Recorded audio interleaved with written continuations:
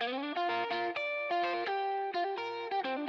there, guys. It's David from Wild Fundraising here with a few more tips on helping you out in your fundraising journey.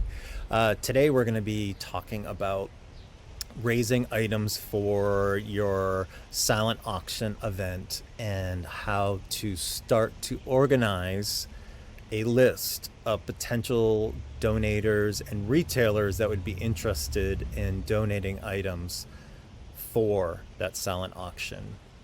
This is a multi-year process. It's like the first year it's an upward battle to find and locate retailers that are potentially interested. But if you follow some of these tips and if you follow some of these organizational ideas that we have, we'll find that it will get easier year by year. So let me show you how we organize ourselves. We use pipelines at Wild Fundraising. And a pipeline is simply just an Excel sheet where we keep a lot of our information, but it keeps us organized in a way that I think you'll see right now. So let me show you an example. This particular pipeline is for a gala that we're putting on in a few weeks. And we know that there is a certain audience that's going to be coming to this gala and certain retailers that would probably support the mission statement. It's very important to understand the location and the audience that you're looking for. This particular organization's mission statement is physical fitness. So while putting together this list, I went through the retailers that would be interested in having their name associated with that organization. So basically, this is just a spreadsheet where we have important information about the company name, the location of the company, and then one important thing to draw your attention to is the deadline. Now, bigger organizations, bigger retailers will have a deadline. And depending on how sought after their in-kind donations are, you will see that some of the deadlines are a lot further out than others. Some of the bigger ones are 6 weeks, 90 days. Some of them are much closer, like 3 weeks. Some can do it in a day. Now at the bottom, I said there was several different tabs. The first one is the prospects list. So these are all the retailer that I think might be interested. I'll put on this list.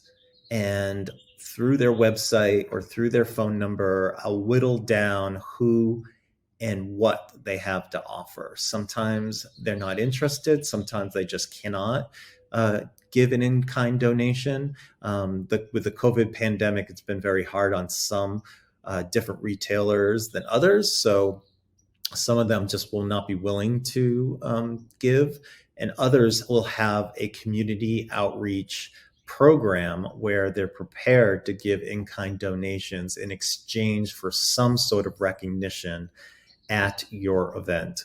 So the second tab I have here is my submitted list. And these are all the retailers where I've identified them, I've found their website and found the appropriate information, their location.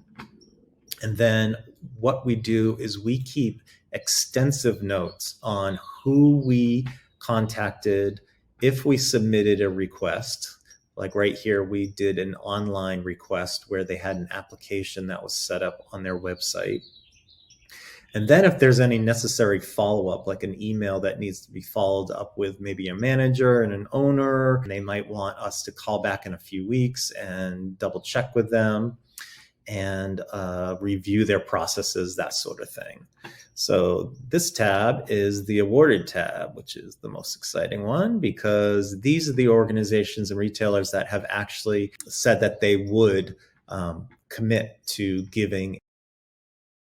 And here is where we just tried to get an idea of how much that in-kind donation might be worth. This isn't necessarily what you're going to get at the actual event, but at least you can tally it up and say our entire silent auction items are worth $20,000. So therefore, we hope to make $20,000 or more.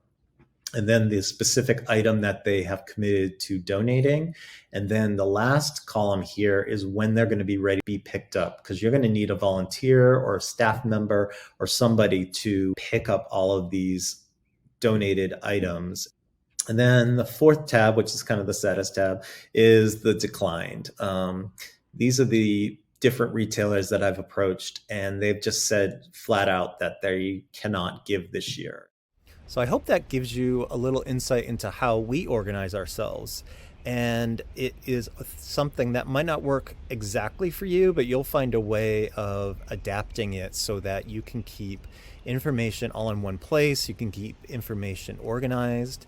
And ideally, you can give this task to another person if you don't have time to do it, maybe an intern or a volunteer, and the task will get easier year by year.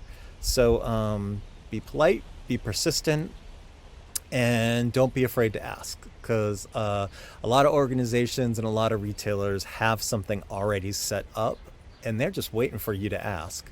So good luck with your fundraising, good luck with your silent auction event, and I will see you next time.